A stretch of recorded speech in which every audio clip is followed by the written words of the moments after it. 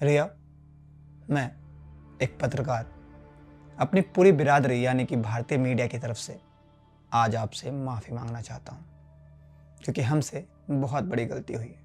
नहीं, गलती नहीं, पाप हुआ है। हमने अपने पेशे की आत्मा को बेच दिया। हमने पत्रकारिता को टीआरपी का भिखारी बना दिया और आपको उसकी बलि का बकरा। 2020 में जब पूरा देश सदमे में था, हमने आपको उस सदमे का विलन बनाया। हमने आपको और आपके परिवार को मीडिया ट्रायल में घसीटा। आपके चेहरे के हर एक्सप्रेशंस को गिल्टी लुक बता दिया। आपके आंसुओं को ड्रामा कह दिया और आपकी चुप्पी को षड्यंत्र बताया। हमने आपको सिर्फ एक खबर नहीं बल्कि नेशनल टेलीविजन शो का खलनायक बना दिया। हर रात प्राइम टाइम की अदालत लगी। एंकर गला फाड़ फाड़ कर चिल्लाए, रिया को फांसी होनी चाहिए। रिया ने सुशांत का ब्रेन वॉश किया है।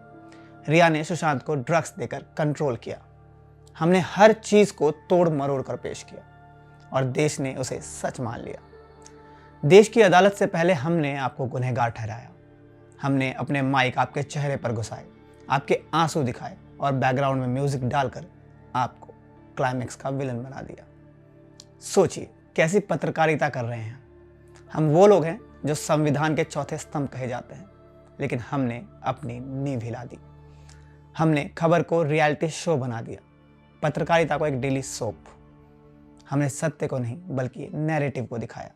हमने निष्पक्षता नहीं बल्कि सनसनी बेची। और सबसे बड़ा सवाल, क्यों?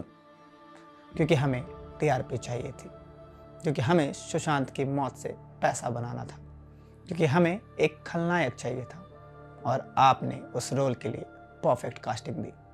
रिया, आज जब जांच एजेंसियों ने कहा कि आप दोषी नहीं हैं तो हम झेप गए, पर क्या इससे हमारी गलती का प्रायश्चित हो सकता है?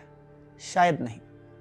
हमने आपको खूंखार ड्रग डीलर बना दिया, लेकिन आज वो सारे लोग चुप हैं जिन्होंने आपको सुशांत की मौत का मास्टरमाइंड कहा था। वो डिबेट्स, वो तेज तेज चिल्लाते हुए एंकर और स्टूडियो के बाहर आपका पीछा करते रिपोर्टर, आज सब गायब हैं। हमारी पत्रकारिता मर चुकी है रिया। हमने उसे अपनी लालच से, अपनी जिद से और अपनी मूर्खता से मार दिया है। आज अगर भारतीय मीडिया का आईना देखा जाए तो उसमें सिर्फ एक घिनौना चेहरा दिखेगा, एक ऐसा चेहरा जिसने इंसानियत को रौंद दिया, सिर्फ इसलिए कि न्यूज़ चैनल्स पर विज्ञापन बेचने के रेट बढ़ जाए।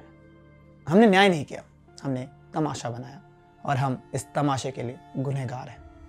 आज हम आपके आगे हाथ जोड़ते हैं।